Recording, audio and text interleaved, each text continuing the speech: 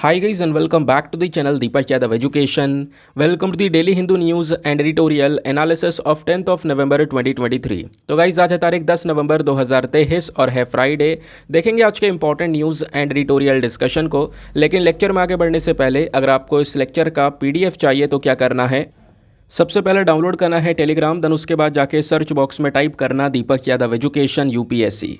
As you can see guys आपको ये वाला चैनल मिल जाएगा, इस पर क्लिक करना और जाकर इस चैनल को ज्वाइन कर लेना। ज्वाइन करने से फ़ायदा क्या होगा, यहाँ पर डेली बेसिस पर लेक्चर का पीडीएफ मिल जाता है, डेली करंट अफेयर के वीडियो का पीडीएफ मिल जाता है और डेली बेसिस पर बहुत सारे डिजिटल नोट्स मिल जाते हैं। नाउ बढ़ते हैं आगे बढ़ने से पहले हमेशा की तरह हम लोग अपने लेक्चर को एक मैप के क्वेश्चन के साथ स्टार्ट करेंगे। तो आज आप सभी को मैप में जाकर देखना है पार्वती रिवर को कहाँ पर है ये एग्जैक्टली लोकेटेड, इसको अच्छे से मैप में देखना, देन उसके बाद आकर नीचे कमेंट सेक्शन में टाइप करना, जिससे कि आप लोग इसको लंबे समय तक याद रख पाओगे। साथ ही साथ एक क्वेश्चन सॉल्व करेंगे जो कि यूपीएससी प्रीवियस ईयर साल 2021 के प्रीलिम्स में पूछा गया था।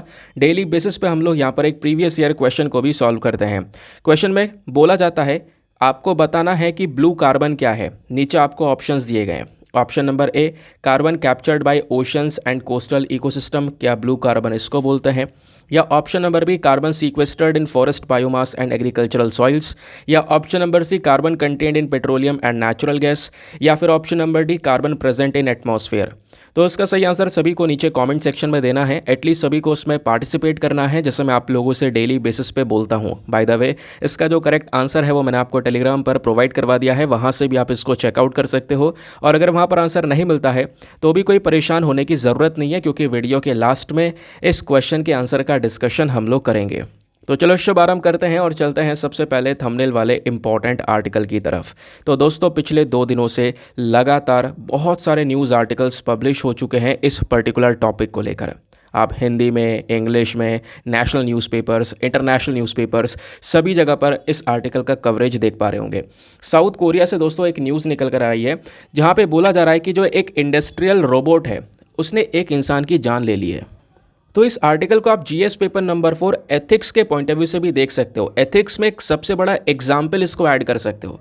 आपके 2 एग्जाम्पल ऐड हो जाएंगे जब भी आपसे आर्टिफिशियल इंटेलिजेंस या रोबोटिक्स के बारे में कोई क्वेश्चन आता है, कुछ आपने डिसएडवांटेजेस लिखने हैं, तो आप सबसे बढ़िया तरीके से लाइव एग्जाम्पल्स दे सकते हो कि भाई एक एग्जाम्पल तो ये हो गया। एक एग्जाम्पल पिछले साल का याद होगा, रशिया के अंदर यहाँ पर एक रोबोट ने चेस खेलते हुए यहाँ पर एक छोटे से बच्चे की उंगली तोड़ दी थी, है ना, वो भी मैंने आपको पढ़ाया था।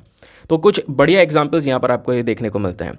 बट आज के समय पर आर्टिफिशियल इंटेलिजेंस इतना ज़्यादा चर्चा में है दोस्तों कि आने वाले समय पर पॉसिबिलिटी है कि काफ़ी सारे क्वेश्चंस बनने वाले हैं। अभी आपको पता होगा 2 दिन पहले डीप फेक न्यूज़ में था, तो डीप फेक क्या है वो आज भी चर्चा में। आज पूरा एडिटोरियल पब्लिश हुआ है, इंडियन एक्सप्रेस और द हिंदू दोनों में एडिटोरियल आया है। दोनों को कंबाइन करके एक बहुत अच्छा आर्टिकल मैं आपके साथ में आज डिस्कस करने वाला हूँ। तो आज का ओवरऑल न्यूज़पेपर एनालिसिस बहुत इंपॉर्टेंट है, लेंदी रहेगा लेकिन बहुत ही ज़्यादा इंपॉर्टेंट रहेगा। ठीक है, अभी फिलहाल यहाँ पर ये क्या बात की जा रही है, आप देख पाओगे times of India, telegraph India, business standard, the Hindu, Indian express, सभी जगह पर यहाँ पर बात की जा रही है कि एक इंडस्ट्रियल रोबोट है जिसने एक इंसान की जान ले ली है साउथ कोरिया के अंदर। हुआ क्या था यहाँ पे वो मैं आपको समझाता हूँ। तो दोस्तों, साउथ कोरिया की न्यूज़ एजेंसी है योनहाप। इस न्यूज़ एजेंसी के मुताबिक हादसा जो है ना, ये रोबोटिक आर्म के थ्रू किया गया है। एक तो होता है प्रॉपर रोबोट, एक होता है रोबोटिक आर्म। जैसे आप यहाँ पर देख पा रहे होंगे, ये खाली एक रोबोट का आर्म है, ठीक है, जो कि सामान को इधर से उधर यहाँ पे उठाने का काम करता है।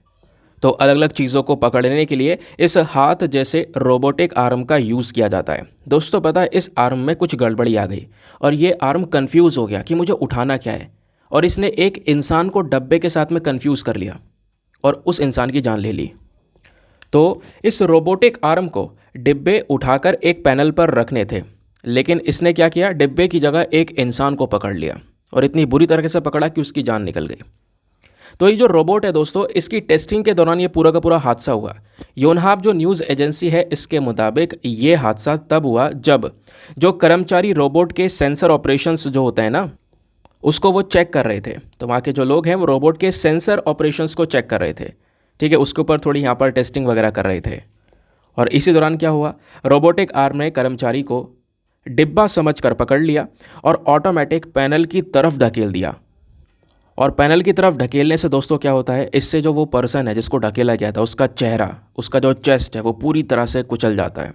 और उसकी डेथ हो जाती है। जब इसको अस्पताल ले जाते हैं एकदम इमरजेंसी में, तो अस्पताल में उसको मृत घोषित कर दिया जाता है। तो दोस्तों यहाँ पर जो डेली मेल है उनकी एक रिपोर्ट आई है, उसके मुताबिक भी बोला जा रहा है कि जो ये पूरा टेस्ट होना था ये 6 नवंबर को होना था, लेकिन रोबोट के सेंसर में खराबी के कारण इस पूरे टेस्ट को 2 दिन बाद यानी कि 8 नवंबर को किया गया। और आज कितनी है, 10 नवंबर, तो आज से 2 दिन पहले की यहाँ पर ये चर्चा है। ठीक है, हालांकि अभी तक ये साफ नहीं हो पाया है कि आखिरकार गड़बड़ी कहाँ पर हुई है जिससे इतना बड़ा हादसा हो गया कि पूरे इंटरनेशनल लेवल पर यहाँ पर चर्चाएं होने लगी। और लेकिन जब पुलिस ने यहाँ पर इन्वेस्टिगेट किया है तो पुलिस ने यहाँ पे 9 नवंबर को इसके बारे में थोड़ी जानकारी दी और ये बोला है कि जो ये हादसा है ये रोबोट में खराबी होने की वजह से हुआ है। और इस रोबोट ने कहीं ना कहीं कन्फ्यूजन क्रिएट कर लिया अपने बॉक्स को चुनने में और एक इंसान को पहचानने में। और ये आप देख पाओगे, इसी प्रकार से आर्टिकल्स भी पब्लिश हुए हैं। Industrial robot in South Korea confuses man with boxes and kills him. I hope आपको यहाँ पर ये पूरा का पूरा जो आर्टिकल है वो बढ़िया से समझ में आ चुका है। दोस्तों ऐसे यहाँ पर एक और एग्जाम्पल मैं आपको देता हूँ। पिछले साल की बात है, रूस में रोबोट ने 7 साल के लड़के की उंगली तोड़ दी थी। आपको याद होगा, वो लड़का यहाँ पर चेस खेल रहा था उस रोबोट के साथ में, और उस रोबोट ने एकदम से उस लड़के की उंगली दबा दी चेस के अंदर ही, और दबाने के बाद में कोई छुटा नहीं पाया। और थोड़ी देर बाद देखा गया तो वो जो उंगली है वो पूरी तरह से टूट चुकी थी। ऐसे केसेस यहाँ पे हमको देखने को मिले हैं पिछले कई सारे महीनों में और पिछले 1-2 सालों में। तो इनको आप एज अ एग्जाम्पल एथिक्स के अंदर में यूज़ कर सकते हो अगर आपसे कुछ पूछा जाता है तो। समझ गए? चलिए आते हैं नेक्स्ट आर्टिकल पर। अगला आर्टिकल हमारा जीएस पेपर नंबर 2 पॉलिटी के पॉइंट ऑफ व्यू से इंपॉर्टेंट है। हम लोगों ने एथिक्स कमेटी के बारे में बहुत ही बार डिस्कशन कर चुके हैं, आपको याद होगा। लेकिन अभी ये पूरा मैटर क्या होता है मैं आपको थोड़ा सा इसके बारे में वापस से समझाता हूँ। एक छोटा सा रिवीजन तो होगा, इसमें कुछ नई चीज़ें भी हैं, वो भी मैं यहाँ पर ऐड ऑन कर चुका हूँ, वो भी आपको बताऊँगा। तो यहाँ पर जो आपको ये पर्सनैलिटी दिख रही है, इनका नाम है महुआ मोइत्रा। तो हाल ही में यहाँ पर इनके ऊपर चार्जेस लगे हैं, इनके ऊपर एलिगेशंस लगे हैं कि इन्होंने पार्लियामेंट के अंदर में जो सवाल पूछे जाते हैं ना, आपको पता होगा पार्लियामेंट के अंदर में जो मेंबर्स, उनको एमपीज़ यानी मेंबर ऑफ पार्लियामेंट बोलते हैं। अब लोकसभा के अंदर, राज्यसभा के अंदर ये मेंबर्स बैठे होते हैं। ठीक है, अब वो यहाँ पर इनको एक क्वेश्चन आवर का समय भी मिलता है, यानी कि क्वेश्चंस पुटअप करने का एक समय मिलता है कि वो अपने अलग अलग मंत्रालयों से, सरकार से यहाँ पर सवाल पूछ सकते हैं। तो दोस्तों यहाँ पे महुआ मोइत्रा के ऊपर यहाँ पर एलिगेशंस लगते हैं, इल्ज़ाम लगते हैं कि इन्होंने ये सवाल पूछे, लेकिन सवाल पूछे हैं पैसे लेकर, और इसी वजह से यहाँ पर इस पूरे के पूरे मामले को कैश फॉर क्वेरी मामला बोला जा रहा है। अब आप कहोगे सवाल पूछना कोई गलत बात है क्या? नहीं, आप आराम से सवाल पूछ सकते हो पार्लियामेंट में, इसमें कोई प्रॉब्लम वाली बात नहीं है ना। जो मेंबर ऑफ पार्लियामेंट कोई भी क्वेश्चन पूछ सकता है। दिक्कत ये हुई कि इन्होंने यहाँ पर एक बिजनेसमैन से बहुत सारा पैसा लिया, और पैसा लेने के बाद में उस बिजनेसमैन के फेवर में यहाँ पर ये क्वेश्चंस पूछे ताकि उस बिजनेसमैन को ज़्यादा फ़ायदा हो सके। ये चीज़ गलत है दोस्तों, समझ गए? तो ये जब केस निकल कर आया, इनके ऊपर ये एलिगेशंस लगे, तो यहाँ पर इनका जो ये केस है ये हमारे लोकसभा के स्पीकर ने एथिक्स कमेटी को सौंप दिया। ये बोला कि जो भैया लोकसभा की एथिक्स कमेटी है ना, वो यहाँ पर इस पूरे केस को देख लेगी आराम से। इस कमेटी की बैठक हुई और इस कमेटी ने रेकमेंड किया है कि महुआ मोइत्रा को डिस्क्वालीफाई कर देना चाहिए, यानी कि इनकी जो सदस्यता है वो ख़त्म कर देनी चाहिए। क्योंकि ये मैटर काफ़ी दिनों से चल रहा है, तो इस वजह से यहाँ पर इस कमेटी ने थर्सडे में पूरी रिपोर्ट अडॉप्ट करते हुए मेंशन किया कि यहाँ पर एमपी जो है महुआ मोइत्रा, इनको लोकसभा से डिस्क्वालीफाई करना बनता है, क्योंकि यहाँ पर ज़्यादातर जो ये एलिगेशंस हैं, इन एलिगेशंस के फेवर में ही यहाँ पे ज़्यादातर वोट आए हैं इस कमेटी में। इस वजह से यहाँ पर ये कदम उठाना सही रहेगा। समझ गए? अब दोस्तों अभी फ़िलहाल यहाँ पे कोई भी ऐसी चीज़ें मेंशन नहीं की गई हैं। जो अपोजिशन पार्टीज़ के एमपीज़ हैं उन्होंने यहाँ पर थोड़ा सा इसको अपोज भी किया है। साथ ही साथ में यहाँ पर ये बोला जा रहा है एक और प्रॉपर रिपोर्ट आने वाली है 4 दिसंबर को। यहाँ पर प्रॉपर रिपोर्ट को टेबल किया जाएगा, उसके बाद सारे के सारे डिस्कशंस होंगे। ठीक है, तो आने वाले समय पर अभी काफ़ी दिनों तक ये न्यूज़ में रहने वाला है। तो ये मैटर, ये न्यूज़ क्या है, ये आपको एक ओवरव्यू मिल चुका है। ठीक है, अब ये न्यूज़ हमारे काम की नहीं है, आपको ही पता है और मुझको भी पता है। एग्जाम में जो सबसे इंपॉर्टेंट चीज़ निकल कर आएगी वो है एथिक्स कमेटी। क्या है एथिक्स कमेटी? इसके पास ये मैटर क्यों दिया गया? इसका मेन काम क्या होता है? लोकसभा की एथिक्स कमेटी और राज्यसभा की एथिक्स कमेटी में डिफरेंस क्या है, अलग कैसे हैं? दूसरा, यहाँ पे जो पार्लियामेंट में क्वेश्चनिंग होती है, किस प्रकार से क्वेश्चनिंग होती है, क्या प्रोसीजर होता है, कैसे क्वेश्चंस पूछे जा सकते हैं, ये आपके पॉलिटी का लक्ष्मीकांत का हिस्सा है दोस्तों। तो ये आर्टिकल आपको बताता है कि भाई आपने अपने स्टैटिक डेटा से क्या क्या पढ़ना है। ये तो हो गया करंट अफेयर, करंट न्यूज़। लेकिन अब क्या करना है, आपको स्टैटिक डेटा से लिंक करना है। वो स्टैटिक डेटा अब लिंक करने में परेशानी नहीं होगी, क्योंकि सारी चीज़ें मैं आपको यहीं पर प्रोवाइड करवा देता हूँ, तो आपका हर एक चीज़ यहीं पर कवर हो जाता है। ठीक है, तो पहले हम समझेंगे पार्लियामेंट के अंदर में जो ये सवाल वगैरह पूछे जाते हैं, ये पूरा का पूरा प्रोसीजर है होता क्या है। तो दोस्तों आपको पता होगा लोकसभा और राज्यसभा इनके अपने अपने नियम कानून हैं, रूल्स हैं। तो वैसे यहाँ पर लोकसभा के जो rules of procedure and conduct of business है, ठीक है, इसके अकॉर्डिंग पूरा प्रोसीजर बताया गया है। तो दोस्तों यहाँ पर इन रूल में रूल नंबर 32 से लेकर रूल नंबर 54 तक, 32 से लेकर 54 तक जितने भी दोस्तों ये रूल्स हमको देखने को मिलते हैं, इन्हीं नियमों के अंदर में मेंशन कर रखा है क्वेश्चंस को पुटअप करने का पूरा प्रोसीजर, कि आप किस तरीके से सवाल वगैरह पूछ सकते हो लोकसभा में। समझ गए। साथ ही साथ में ऐसे क्वेश्चंस को रेज करने के जो और भी नियम कानून है, वो यहाँ पर जो डायरेक्शंस होती हैं ना लोकसभा के स्पीकर की, उन डायरेक्शंस में 10 से लेकर 18 तक के जो डायरेक्शंस हैं, इनमें भी यहाँ पर मेंशन कर रखा है। तो इन दोनों ही जगह पर क्वेश्चंस रेज करने का पूरा प्रोसीजर मेंशन किया गया है। और मैं आपको बता दूं, एक सवाल अगर आपने पूछना है पार्लियामेंट में, तो उसके लिए जो मेंबर ऑफ पार्लियामेंट होता है उसको पहले एक नोटिस देना पड़ता है। वो नोटिस किसको दिया जाएगा? हमारे लोअर हाउस यानी लोकसभा के सेक्रेटरी जनरल को, ठीक है। और नोटिस के अंदर में ये बताना होगा कि आखिरकार उनका इंटेंशन क्या है ये सवाल पूछने का, पार्लियामेंट में अपना पूरा इंटेंशन सामने रखना होगा, उसके बाद ये क्वेश्चनिंग कर सकते हैं। समझ गए। तो इस नोटिस में होता क्या है दोस्तों, इस नोटिस में यूजुअली यहाँ पे जो क्वेश्चन का टेक्स्ट होगा वो देखने को मिलेगा, क्वेश्चन है क्या, है ना, कौन से मंत्री से ये क्वेश्चन पूछा जा रहा है ना, ये होगा, और क्वेश्चन पूछने वाला व्यक्ति किस तारीख तक आंसर चाहता है, ये होगा। तो ये सारी चीज़ें यहाँ पर उस प्रॉपर नोटिस के अंदर में मेंशन की जाती हैं, ठीक है। फिर उसके बाद जो मेंबर ऑफ पार्लियामेंट है वो यहाँ पर इस प्रकार के एक दिन में 5 नोटिस को सबमिट कर सकता है, एक दिन में 5 नोटिस, और उन 5 नोटिस में ओरल और रिटन दोनों ही यहाँ पर सबमिट किए जा सकते हैं, ठीक है। अगर इस नोटिस से ज़्यादा यहाँ पे अगर उन्हें कुछ और क्वेश्चंस भी पूछने हैं, नोटिस को और ज़्यादा बढ़ाना है, तो उन्हें कुछ आगे फर्दर डेज चुनने होंगे, यानी कि अगला दिन, फिर उसके अगला दिन यहाँ पर कुछ और नोटिस चुन सकते हैं। वैसे सिंगल डे के लिए जो लिमिट है यहाँ पर वो 5 नोटिस की आपको देखने को मिल सकती है, 5 नोटिस सबमिट हो सकते हैं। लेकिन दोस्तों इस नोटिस पीरियड का जो समय होता है, पूरा पीरियड जो होता है एक क्वेश्चन को पूछने का, ये नोटिस पीरियड 15 दिन से कम का नहीं हो सकता, ध्यान रखना। यानी इतने टाइम पीरियड में जो एमपीज़ हैं, मेंबर ऑफ पार्लियामेंट है, वो अपने नोटिस को सबमिट कर सकते हैं अपना मेंबर पोर्टल के माध्यम से, वेबसाइट के माध्यम से, या फिर चाहे तो जो प्रिंटेड फॉर्म होता है उसमें भी यहाँ पर इन क्वेश्चंस को, इन नोटिस को यहाँ पर सबमिट किया जा सकता है। फिर ठीक है, अब यहाँ पर वो नोटिस जाता है हमारे पार्लियामेंट के पास में, जो लोकसभा के स्पीकर होते हैं वो उस नोटिस को रिव्यू करते हैं और देखते हैं भाई यहाँ पर की जो रूल्स हैं, नियम कानून है हमारे, उसके हिसाब से ये नोटिस है या नहीं है। फिर उसके बेसिस पर जो एमपीज़ हैं वो अपने प्रश्न को पूछ सकते हैं। समझ गए। तो इस तरीके से यहाँ पर मेंबर ऑफ पार्लियामेंट क्वेश्चन पूछता है। तो ऐसे अचानक से क्वेश्चन नहीं पूछा जाता, इसके पीछे एक लंबा चौड़ा प्रोसीजर होता है दोस्तों, ठीक है। और इतना सारे प्रोसीजर को फॉलो करने के बाद में इनके ऊपर इल्ज़ाम है कि इन्होंने जो क्वेश्चंस पूछे हैं वो क्वेश्चंस कहीं ना कहीं एक पर्टिकुलर बिजनेसमैन को फ़ायदा पहुंचाने के लिए पूछे हैं। समझ गए। अब दोस्तों जब क्वेश्चन पूछा जाता है ना, तो क्वेश्चन के अंदर में 150 शब्द से ज़्यादा नहीं होने चाहिए, ये सारी चीज़ आपको देखने को मिलेंगी। कुछ ऐसे आर्गूमेंट्स ना हो जो कि डिफेमेटरी हो, किसी को बदनाम करें, है ना, कुछ ऐसी चीज़ ना हो, या फिर कुछ ऐसी ना मांग कर ली जाए। आप आराम से क्वेश्चन में सब कुछ पूछ सकते हो, लेकिन ऐसा भी ना पूछा हो जाए जिससे यहाँ पर देश की यूनिटी या इंटीग्रिटी को कहीं ना कहीं खतरा पहुँच सके।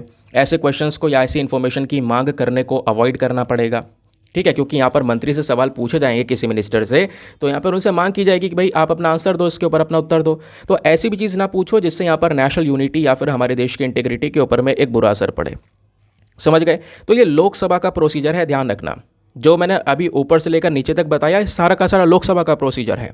जब बात करते हैं हम राज्यसभा की, तो दोस्तों राज्यसभा के अंदर में क्वेश्चंस को यहाँ पर एडमिट करा जाता है रूल्स 47 से लेकर 50 के बीच में। और ये रूल कौन से वाले हैं? ये हमारे rule of procedure and conduct of business in the council of states की यहाँ पर हम लोग बात कर रहे हैं, ठीक है। वो लोकसभा वाले दूसरे रूल्स थे, ये यहाँ पर दूसरे रूल्स हैं। वहाँ पे हमने रूल 32 से लेकर 54 तक की बात की थी, याद होगा। यहाँ पे रूल 47 से लेकर 50 तक की बात की जा रही है। इन नियमों के अंदर में यहाँ पर मेंशन कर रखा है।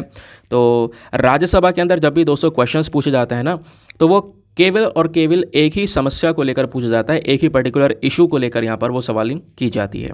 समझ गए। अब क्वेश्चंस जब पूछे जाते हैं तो क्वेश्चन की भी कैटेगरीज होती हैं। किस प्रकार के क्वेश्चन पूछे जाते हैं? पहला होता है स्टेयर्ड क्वेश्चन, ध्यान रखना, वेरी इंपॉर्टेंट। इसको लेकर यूपीएससी ऑलरेडी सवाल पूछ चुका है 2017 के प्रीलिम्स में। स्टेट क्वेश्चन क्या होता है? स्टेट क्वेश्चन वो क्वेश्चन होता है दोस्तों जब एक मेंबर ऑफ पार्लियामेंट ओरली, यानी कि बोलकर यहाँ पर सीधा किसी मिनिस्टर से क्वेश्चन पूछ ले। समझ गए। तो हर एक जो मेंबर ऑफ पार्लियामेंट है उसको अलाउ किया जाता है, उसको इजाज़त है कि वो एक स्टेयर्ड क्वेश्चन एक दिन में पूछ सकता है। और मान लो यहाँ पर उसने क्वेश्चन पूछा ओरली, सामने वाले मिनिस्टर ने जवाब भी दे दिया, तो अगर यहाँ पे उनके क्वेश्चन का आंसर मिल जाता है, ओरली मिल जाता है, तो वो आगे सप्लीमेंट्री क्वेश्चन यानी इसके आगे कुछ और उसी क्वेश्चन से संबंधित क्वेश्चंस भी पूछ सकते हैं। तो ये हो गया स्टेट क्वेश्चन। दूसरा होता है अनस्टेट क्वेश्चन। स्टेट क्वेश्चन मतलब था ओरली पूछ लेना, ऐसे ही मुंह जबानी पूछ लेना। अनस्टेट क्वेश्चन भाई रिटन में पूछना, लिख कर पूछना।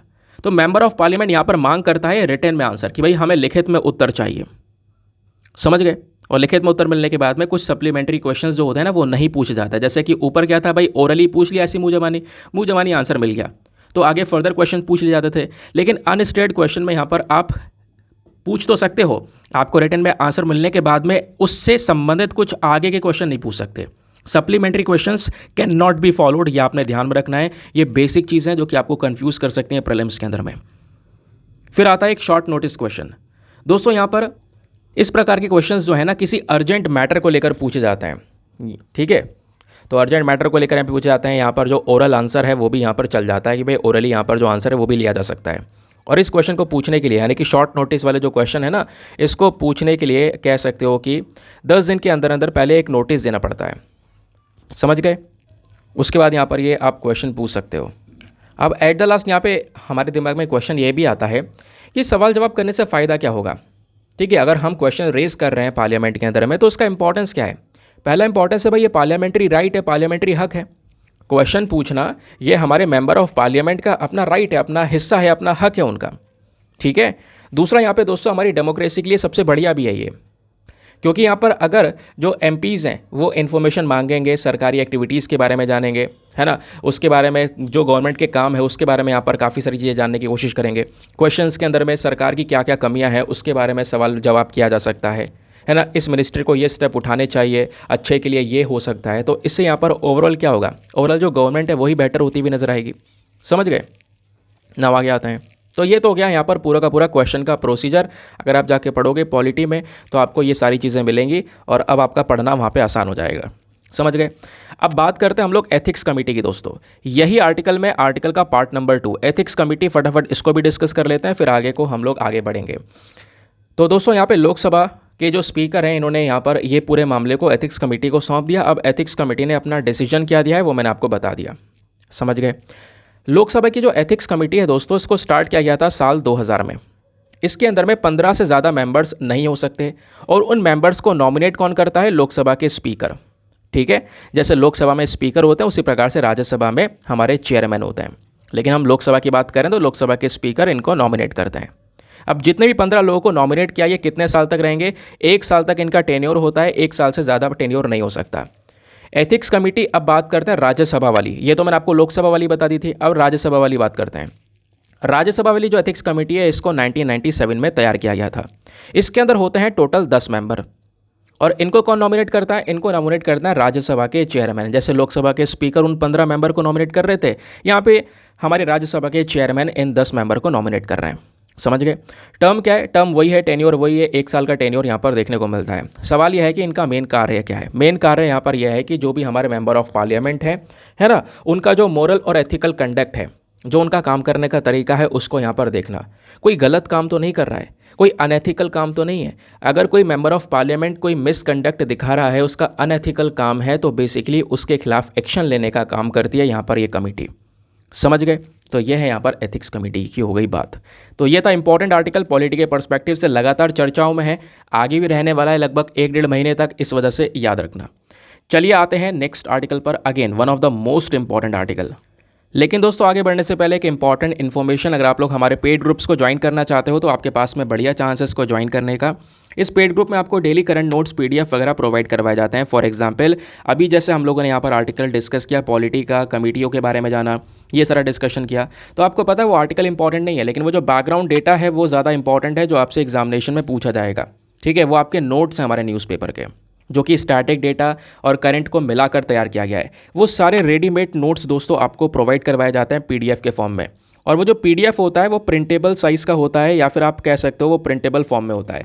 चाहो तो आप आराम से उसका प्रिंट आउट निकाल कर कभी भी पढ़ सकते हो, या तो फिर आप प्रिंट आउट नहीं निकलवाना चाहते, आप बिल्कुल कलेक्शन नहीं इकट्ठा करना चाहते, तो आप ग्रुप से भी सब चीज़ें डाउनलोड करके पढ़कर डिलीट भी कर सकते हो। डिलीट क्यों? क्योंकि सारा का सारा ग्रुप का एक्सेस आपके पास में है, सारा कंटेंट वहाँ पर सिक्योरली रखा हुआ है। तो आप किसी भी तारीख का पीडीएफ ओपन करिए, पढ़िए, आराम से डिलीट कर दीजिए, आपको यहाँ पर कोई भी नोट्स की टेंशन नहीं रहेगी। सारे करंट अफेयर के नोट्स एक जगह पर सिक्योर हैं। और उससे अच्छी बात दोस्तों, यहाँ पर इस ग्रुप को ज्वाइन करने का जो अमाउंट है वो है just 499 for the lifetime access.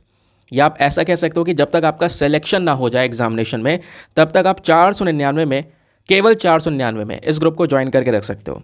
इस ग्रुप को ज्वाइन करने के लिए करना क्या है, व्हाट्सएप पर जाना, यहाँ पर आपको एक नंबर दिया गया है 8534873368। इस नंबर पर मैसेज कर देना कि हाँ मैं इंटरेस्टेड हूँ इस ग्रुप को ज्वाइन करने में। आपको वहाँ पर पेमेंट का प्रोसेस मिलेगा, लेकिन पेमेंट के प्रोसेस से ज़्यादा इंपॉर्टेंट आपको डेमो वीडियो का लिंक भी मिलेगा। पूरे डेमो वीडियो को अच्छे से देख लेना कि हाँ मुझे क्या क्या एग्जैक्ट फ़ायदे होंगे इस ग्रुप में जुड़ने से, क्या सेटिस्फेक्शन आपको मिल रहा है नहीं मिल रहा है, ये सब चीज़ें यहाँ पर चेक करने के बाद में आप अपना ये इन्वेस्टमेंट कर सकते हो। बाकी दोस्तों एक बात जो हमेशा बोलता हूँ, मेक श्योर करना वीडियो पे जो लाइक का बटन है उसको प्रेस कर देना। एक छोटा सा टारगेट है हमारा जो डेली होता है 5000 लाइक्स का, प्लीज़ आप इसको सपोर्ट कर सकते हो। बाकी चाहो तो आप मेरे साथ में इंस्टाग्राम पर भी जुड़ सकते हो। इंस्टाग्राम पे जाओगे, सर्च बॉक्स में लिखोगे दीपक यादव एजुकेशन, मेरा प्रोफाइल मिलेगा जहाँ पे ऑलरेडी 13,000 से ज़्यादा लोग जुड़ चुके हैं। चलिए वापस आते हैं ट्रैक पर। यहाँ पर बहुत ही एक इंपॉर्टेंट स्टेटमेंट दिया गया है। सीबीआई यानी कि central bureau of investigation, an independent agency, not a limb of union government. क्या है मैटर, मैं आपको समझाता हूँ। देखो दोस्तों, सुप्रीम कोर्ट में ना वेस्ट बंगाल की साइड से एक पिटीशन डाला गया। वेस्ट बंगाल की सरकार ने सुप्रीम कोर्ट से बोला कि जो हमारी बॉडी है CBI, that is central bureau of investigation, ये एक सेंट्रल एजेंसी है और ये सेंट्रल एजेंसी कई सारे इन्वेस्टिगेशन कर रही है, कई सारे केसेस को देख रही है वेस्ट बंगाल में, लेकिन वेस्ट बंगाल की सरकार से ये कोई भी परमिशन नहीं ले रहे हैं, वेस्ट बंगाल का कंसेंट नहीं ले रहे हैं, ऐसे ही यहाँ पर ये सारी इन्वेस्टिगेशंस कर रहे हैं। तो ये बात यहाँ पर सुप्रीम कोर्ट में मेंशन की गई। अब यहाँ पे सुप्रीम कोर्ट में सरकार की साइड से क्या रिप्रेजेंटेशन आता है, सरकार ने ये बोला कि इसमें हम क्या करें, वेस्ट बंगाल की सरकार यहाँ पे टारगेट कर रही है सेंट्रल गवर्नमेंट को, लेकिन जो सेंट्रल ब्यूरो ऑफ इन्वेस्टिगेशन है दैट इज सीबीआई, ये तो एक इंडिपेंडेंट एजेंसी है भाई, ना तो यहाँ पर स्टेट गवर्नमेंट का कोई रोल है, ना ही यहाँ पर हमारी सेंट्रल गवर्नमेंट का कोई रोल है।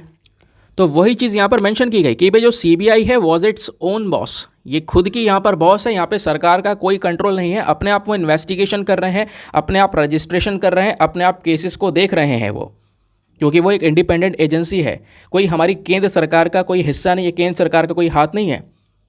समझ गए? तो ये बात यहाँ पर गवर्नमेंट की साइड से मेंशन की गई है वेस्ट बंगाल की साइड को, क्योंकि वेस्ट बंगाल की सरकार कहीं ना कहीं टारगेट कर रही थी सेंट्रल गवर्नमेंट पर कि हाँ सीबीआई गवर्नमेंट कहीं ना कहीं जो सीबीआई है उससे यहाँ पर केसेस को इन्वेस्टिगेट करवा रही है वेस्ट बंगाल में, और वेस्ट बंगाल की सरकार के बिना इजाज़त के। तो खैर यहाँ पर ये जो मैटर है वो इस तरीके से हमको चलता हुआ नजर आया। आई होप आपको यहाँ पर ये पूरा मैटर क्लियर हुआ है। आखिरकार यहाँ पर मुद्दा क्या चल रहा है ये आपने जान लिया। ये तो आपका एक सोर्स हो गया कि आपको पढ़ना क्या है, ये आपको एक रास्ता दिखा रहा है कि भाई ये चीज़ न्यूज़ में थी, तो एग्जाम के लिए फटाफट अपनी किताबें उठा और किताबों से मैच कर। तो ये हो गया यहाँ पर आर्टिकल। अब इस आर्टिकल में एक बॉडी है सेंट्रल ब्यूरो ऑफ इन्वेस्टिगेशन, और ऐसी बॉडीज़ को लेकर हर साल क्वेश्चंस आते हैं।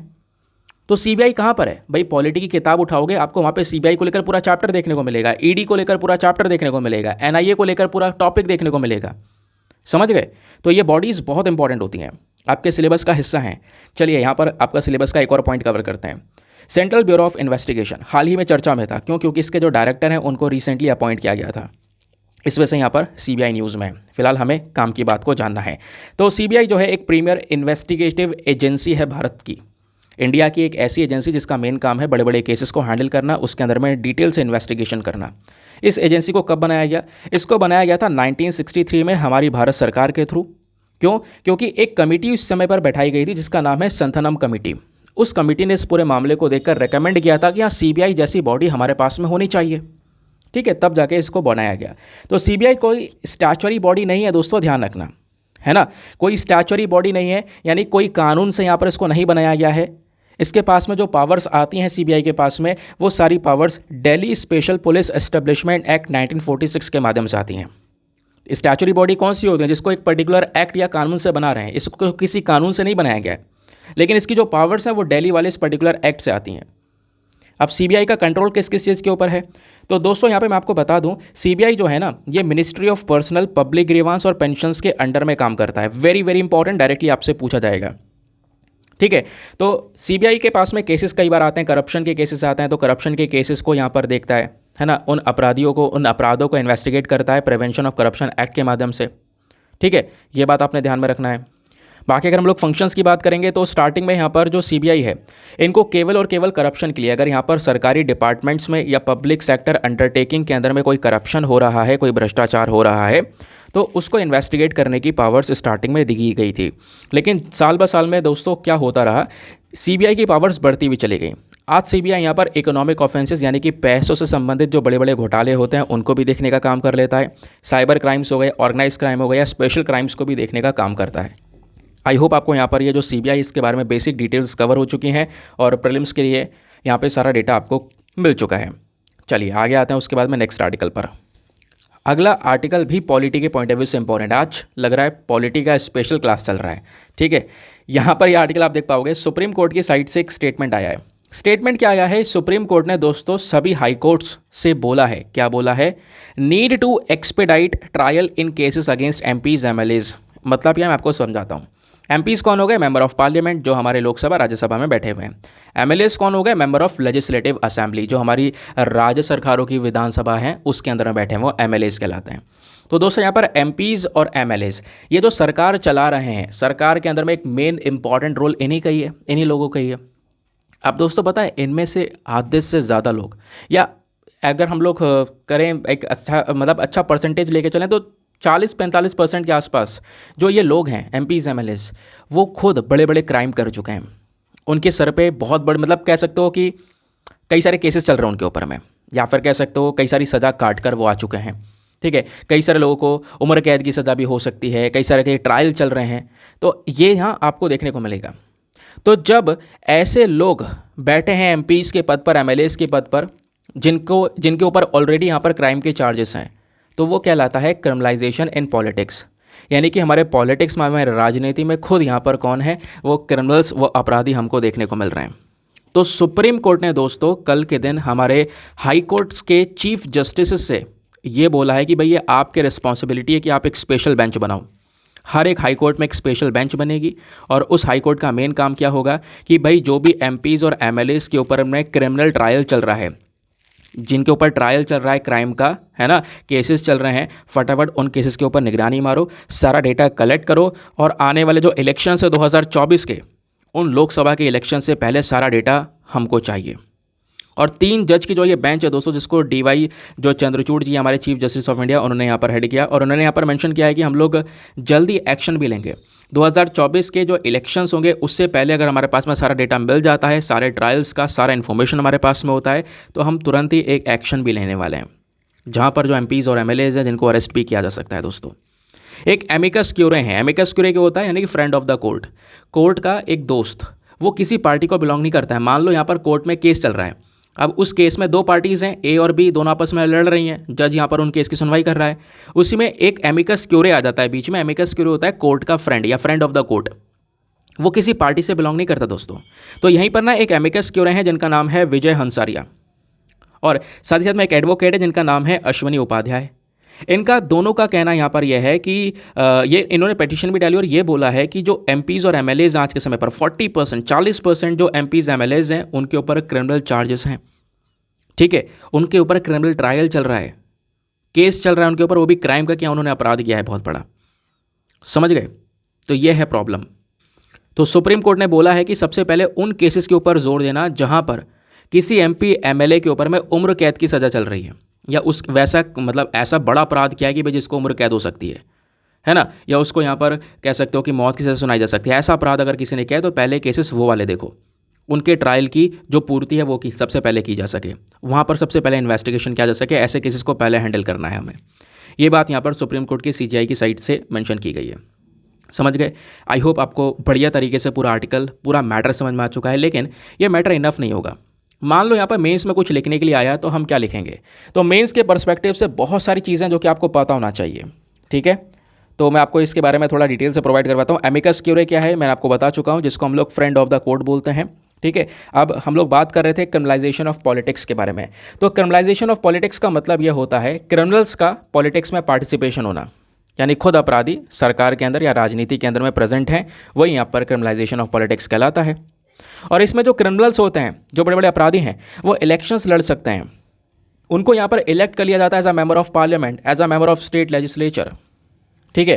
तो यहाँ पर आप ऐसे ऐसे पद पर ऐसे बड़े बड़े क्रिमिनल्स को आपको बैठे हुए देखने को मिल सकते हैं। ठीक है, तो इसको हम लोग बोलते हैं क्रिमिनलाइजेशन ऑफ पॉलिटिक्स, जो कि यहाँ पर नहीं होना चाहिए। समझ गए। अब दोस्तों यहाँ पे अब आप भी सोच रहे होंगे कि भाई मान लो यहाँ पर एक क्रिमिनल कैंडिडेट है, तो क्या वो डिस्क्वालीफाई नहीं होता है क्या? भाई उसके ऊपर क्रिमिनल चार्जेस है और डिस्क्वालीफाई करके ख़त्म करो उसका मैटर। देखो ऐसा नहीं है। अगर हम भारतीय संविधान को देखें, इंडियन कॉन्स्टिट्यूशन को, तो इंडियन कॉन्स्टिट्यूशन में प्रॉपर तरीके से कहीं पर ऐसा मेंशन नहीं कर रखा है। ठीक है, यानी कि मतलब यह है, हमारे कॉन्स्टिट्यूशन में ऐसा कुछ नहीं है कि हाँ भाई किसी पर्सन को इलेक्शन लड़ने से, पार्लियामेंट के इलेक्शन या लेजिस्लेटिव इलेक्शन या किसी और लेजिस्लेचर के इलेक्शंस को लड़ने से रोक दिया जाए या रोकने से डिस्क्वालीफाई किया जाए। ऐसा कोई प्रोविजन नहीं है। हाँ, लेकिन हमारे पास में एक कानून ज़रूर है जिसका नाम है representation of the people's act 1951। 1951 का जो ये कानून है ये ज़रूर मेंशन करता है कि भैया मान लो यहाँ पर एक जो पर्सन है ना, वो इलेक्शन लड़ रहा है किसी लेजिस्लेचर का, तो यहाँ पर उसको डिस्क्वालीफाई किया जा सकता है। लेकिन कब डिस्क्वालीफाई करेंगे ये देखो, इसी representation of the people act का जो सेक्शन नंबर 8 है दोस्तों, ये सेक्शन नंबर 8 ये बोलता है कि मान लो यहाँ पर कोई अपराधी है, ठीक है, अब उसको यहाँ पे पनिशमेंट मिल चुका है। मतलब कि आप कह सकते हो कि एक पर्सन है जो कि इलेक्शन लड़ने वाला था, लेकिन यहाँ पर क्या हुआ, उसके ऊपर क्रिमिनल चार्जेस लगे और वो चार्जेस प्रूव हो गए। अब वो चला गया 2 साल की जेल के लिए। ठीक है, अब अगर कोई भी यहाँ पर अपराधी या फिर कोई भी ऐसा व्यक्ति 2 साल से अगर ज़्यादा जेल काट लेता है, तो वो अगर 2 साल से ज़्यादा जेल काट कर आया है बाहर, अब निकल के बाहर आ गया, अब वो सोच रहा है अब मैं इलेक्शन लड़ूंगा, तो वह एकदम से इलेक्शन नहीं लड़ सकता दोस्तों। अगर वो 2 साल की जेल की सज़ा काट कर आया है तो कम से कम आने वाले 6 सालों तक वो इलेक्शन नहीं लड़ सकता। उस 6 साल के बाद ही यहाँ पर वो इलेक्शन में खड़ा हो पाएगा। समझ गए। लेकिन प्रॉब्लम पता है क्या है, यहाँ पर वो वाले केसेस हैं जो कि प्रूव हो चुके हैं, लेकिन अभी यहाँ पर ट्रायल वाले केसेस को कवर नहीं किया गया है। ये जो लॉ है, जो कानून है ना, ये ऐसे लोगों पर अप्लाई नहीं होता जिनके ऊपर ट्रायल चल रहा है, जिनके खिलाफ केसेस पेंडिंग पड़े हैं। लेकिन अभी एमपीज एमएलएज जो बैठे हुए हैं, सरकार चला रहे हैं, वो ट्रायल में चल रहे हैं, सारे के सारे उनके ऊपर केसेस ट्रायल में चल रहे हैं। समझ गए। अगर वो प्रूव हो जाते हैं तो ऑब्वियस ही बात है यहाँ पर वो डिस्क्वालीफाई होंगे इस पर्टिकुलर कानून के माध्यम से। बट यहाँ पर जब ये प्रूव होगा तब कहने की बात होगी। ये सब कुछ डिपेंड करता है कॉन्विक्शन पर कि वो अपराधी घोषित होता है या नहीं होता है वो पर्सन। समझ गए। अब सवाल यहाँ पर यह है कि इतना खतरनाक चल रहा है पूरा सिस्टम, ये जो क्रिमिनलाइजेशन ऑफ पॉलिटिक्स, इसके पीछे का मेन कारण क्या है? कैसे इतने सारे क्रिमिनल्स पॉलिटिक्स में बढ़ गए? दोस्तों इसके पीछे के कई सारे रीजंस हैं। पहली बात, हमारे पास में प्रॉपर लॉज नहीं है, आपने ऊपर भी देखा, ज़्यादा प्रॉपर कानून या कोई प्रॉपर कड़ी कार्रवाई वगैरह आपको देखने को मिलती नहीं है, या कोई कोर्ट जजमेंट भी नहीं है जो कि यहाँ पर मदद कर सकें और कहीं ना कहीं इस प्रकार की चीज़ों को रोक सकें। और दूसरी चीज़, यहाँ पर मसल और मनी पावर, ये दोनों चीज़ें बहुत मैटर करती हैं। मान लो यहाँ पर कोई कैंडिडेट है जिसके बहुत सीरियस रिकॉर्ड्स हैं, है ना, अब यहाँ पर उसकी पब्लिक इमेज चाहे कैसी भी क्यों ना हो, उसके पास में बहुत सारा पैसा है, ठीक है, अपने इलेक्शन वो पैसा भर भर के डाल सकता है और अपने आप को यहाँ पर आराम से, वो जो मनी पावर है ना और जो मसल पावर है उसका यहाँ पर वो यूज़ करके अपने आप को लेकर आ सकता है आगे। कभी कभी यहाँ पर क्या होता है, जो वोटर्स हैं, वोटर्स के पास में कोई ऑप्शन ही नहीं बचता, है ना। जितने भी कैंडिडेट्स होते हैं, मतलब कभी कभी ना, मतलब आप सोच रहे होगे यार अपने एरिया से मुझे इलेक्शन में वोट तो देना ही है, लेकिन जितने भी लोग खड़े हैं सभी क्रिमिनल्स हैं, सभी के ऊपर क्रिमिनल रिकॉर्ड है। भाई आप क्या चूज़ करोगे? आप सभी के ऊपर क्रिमिनल रिकॉर्ड है। कभी कभी ऐसा भी होता है, ठीक है। तो ये भी यहाँ पे चीज़ नज़र आ रही है, जिसके चक्कर में जो हमें फिर ना चाह कर भी यहाँ पर एक इंसान को चुनना पड़ता है जिसके ऊपर ऑलरेडी चार्जेस हैं, लेकिन यहाँ पर वो सीधा पॉलिटिक्स में जाता है। तो ये कई सारे रीजंस है जिसको हम लोग क्रिमिनलाइजेशन ऑफ पॉलिटिक्स का नाम दे देते हैं। समझ गए। लेकिन इससे कई सारी प्रॉब्लम्स होती हैं दोस्तों। जैसे यहाँ पर प्रॉब्लम्स में, जैसे हमारा जो काम करने का तरीका है, सरकार का काम करने का तरीका है, वो यहाँ पर काफ़ी बुरी तरह से अफेक्ट हो जाता है। भाई प्रॉब्लम यहाँ पर यही है कि जो मेन लॉ ब्रेकर है, कानून तोड़ने वाला खुद व्यक्ति यहाँ पर कानून बनाने वाला बन जाएगा। तो ये प्रॉब्लम है हमारी डेमोक्रेसी के लिए। जिसने खुद कानून तोड़े हों, अब वो बैठकर कानून बना रहा है, वो बाकी सारी जनताओं के लिए, तो वो कैसा होगा लॉ, वो यहाँ पर इन्हीं के ऊपर डिपेंड करता है वो सारी चीज़ें। समझ गए। ये एक सबसे बड़ा डिसएडवांटेज हमको क्रिमिनलाइजेशन ऑफ पॉलिटिक्स का नज़र आता है। आई होप आपको क्लैरिटी बढ़िया तरीके से मिल चुकी है क्या है पूरा पर्टिकुलर मैटर। आगे आते हैं। अब दोस्तों पहले तो आएंगे हम अपने एडिटोरियल डिस्कशन में। आज ना बढ़िया एडिटोरियल्स आए। ये एडिटोरियल देख पाओगे इंडियन एक्सप्रेस का है, ठीक है, और यही बिल्कुल सेम एडिटोरियल यहाँ पे हमारा द हिंदू में भी आया है आज, टेक्स्ट एंड कॉन्टेक्स्ट में स्पेशली, जहाँ पे दोस्तों डीप फेक्स की बारे में चर्चा की जा रही है। क्या है पूरा डीप फेक और डीप फेक को लेकर प्रॉपर कानून वगैरह क्या है, पूरा का पूरा मैटर मैं आपके साथ में बढ़िया तरीके से डिस्कस करूंगा। जो राइटर है ना, इनका नाम है ऐश्वर्या गिरधर। बहुत ही शानदार एडिटोरियल लिखा है इन्होंने। मतलब ये एडिटोरियल आपकी सारी चीज़ों को कंप्लीट कर सकता है, सारी ज़रूरतों को पूरा कर सकता है। और एडिटोरियल का मेन पर्पज़ ये होना चाहिए। तो डीप फेक का आज पूरा मैटर खत्म करेंगे और आज का मेंस का क्वेश्चन जो दोस्तों है वो हमारा इसी आर्टिकल के ऊपर बेस्ड होने वाला है। ठीक है, चलो शुरुआत करते हैं इसी पर्टिकुलर एडिटोरियल से। क्या है पूरा का पूरा ये मामला? देखो, आपको पता होगा हाल ही में यहाँ पर एक न्यूज़ निकल कर आती है कि जो एक्ट्रेस हैं जिनका नाम है रश्मिका मंदाना, इनका एक डीप फेक वीडियो यानी नकली वीडियो, फर्जी वीडियो जो है वो यहाँ पर वायरल होता है सोशल मीडिया प्लेटफॉर्म पर, जहाँ जिस वीडियो में लिफ्ट में एंटर कर रही होती हैं। वो वीडियो इनका नहीं है, वो वीडियो किसी और का है। ये आप देख पाओगे, वो जो महिला हैं वो ये वाली महिलाएं हैं। ठीक है, इनका वीडियो था। लेकिन हुआ क्या है दोस्तों, यहाँ पर इनकी शक्ल की जगह डीप फेक टेक्नोलॉजी का यूज़ करके रश्मिका मंदाना की शक्ल लगा दी। ये वीडियो पूरी तरह से वायरल हुआ, जिसके बेसिस पर यहाँ पर ये पूरा मैटर चर्चा में आया। और जो फैक्ट चेक हमारी वेबसाइट्स हैं उन्होंने यहाँ पर इस वायरल वीडियो को फेक वीडियो ऑलरेडी घोषित कर दिया है कि भाई ये फेक वीडियो है, ये वीडियो किसी और का है, बट डीप फेक टेक्नोलॉजी का यूज़ करके इस वीडियो को यहाँ पर इस तरीके से बना दिया गया।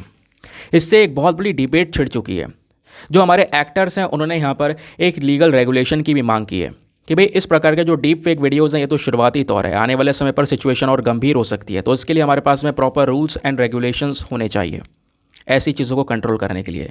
बाकी सरकार की साइड से भी स्टेटमेंट आया है। सरकार ने यहाँ पर जो इन्फॉर्मेशन टेक्नोलॉजी एक्ट है 2000 का, तो IT एक्ट 2000 के बारे में बताया है। ये जो कानून है हमारा, ये कानून मदद करेगा ऐसी प्रकार की वीडियोस को फैलने से रोकने में। तो कैसे यहाँ पर ये मदद की जाएगी वो भी मैं आपको एक एक करके समझाऊंगा, बस खाली आप मज़ेदार तरीके से चीज़ों को सुनते हुए चलो। पहले हमने समझना होगा कि आखिरकार ये डीप फेक होता क्या है।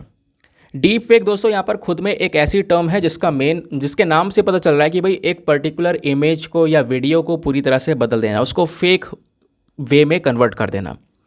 तो डीप फेक यहाँ पर बनाया जाता है कैसे? पावरफुल टेक्निक्स का इस्तेमाल करके, machine learning, artificial intelligence, deep learning, generative adversarial networks का यूज़ करके। तो बहुत हाई लेवल की टेक्नोलॉजीज़ हैं, इनका यूज़ करके डीप फेक तैयार किया जाता है। यानी कि आप पहचान नहीं पाओगे, कंपैरिजन नहीं कर पाओगे कौन सा असली है कौन सा नकली है। तो ये जो डीप फेक टेक्नोलॉजी है इसको अलग अलग पर्पज़ के लिए इस्तेमाल किया जाता है, एंटरटेनमेंट के लिए, एजुकेशन के लिए, आर्ट के लिए, एक्टिविज़म के लिए। लेकिन अब जो है इसके यूज़ हो रहे हैं वो कहीं ना कहीं बहुत ही ज़्यादा सीरियस तरीके से प्रॉब्लम्स क्रिएट कर रहे हैं। अब यूज़ जो है ना वो उसके चैलेंजेस में बदल चुके हैं, चुनौतियां बन चुके हैं।